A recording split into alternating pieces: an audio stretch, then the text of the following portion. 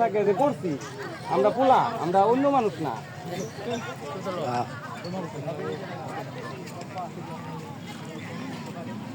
যাই হোক, আজকে আমরা এখানে যারা উপস্থিত বরাতে পূর্বপাড়া আজকের এই ফুটবল ফাইনাল খেলায় যে দুটি দল অংশগ্রহণ করছে তারা গড়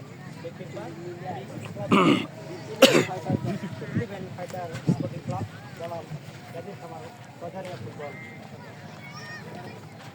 তো আমরা এখানে নিজেরাই এটা জানো যে ক্রীড়া বা খেলাধুলা এটা শরীর স্বাস্থ্য এবং আনন্দ লাভের সঙ্গে সংযুক্ত ক্রিয়াকলাপ।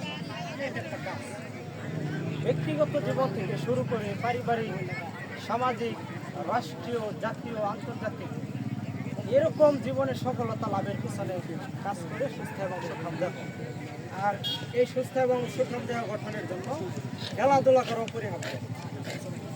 সবাই এটা মনে রাখবা যে সুপ্রাচীন কাল থেকে মানুষকে সুস্থ দেহ, সবল এবং কর্মক্ষম করে রাখার জন্য বিভিন্ন ধরনের খেলার প্রচলন ছিল এবং প্রাচীনকাল থেকেই মানুষের মনে এই খেলাটা, বিশেষ করে এই খেলাটা মানুষের মনে প্রয়োজনীয়তার স্বীকৃতি পেয়ে এসেছে এবং ব্যক্তিত্ব অর্জনের ক্ষেত্রেও এই খেলাটা অত্যন্ত গুরুত্বপূর্ণ।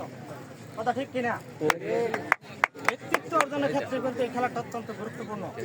এখানে যারা আছো বিভিন্ন পর্যায়ে খেলা খেলে আছে, বিভিন্ন ধরনের লিগ খেলা আছে।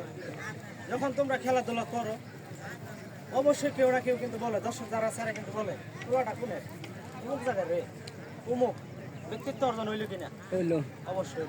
তো দয়া করে যেহেতু আমরা এখানে নিজানিজি কেউ আমরা কুন্দল সৃষ্টি করবো না, কেউ কোনো বিভেদ সৃষ্টি করবো না।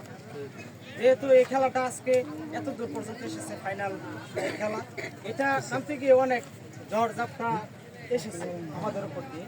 কারণ আমাদের রহিম ভাই কিছু কথা বলেছিল যে এই খেলাটা হচ্ছে ইতিপূর্বে কিছু খেলা, মানে একটা খেলা ছিল সেই জায়গায় কিন্তু আমি ছিলাম, অনেকে দেখেছ।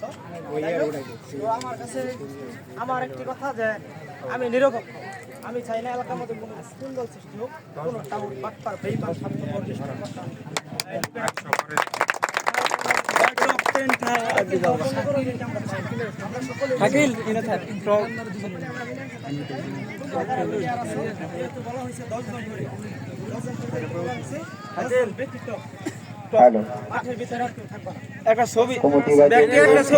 একটা ছবি খেলা দেখতে হবে।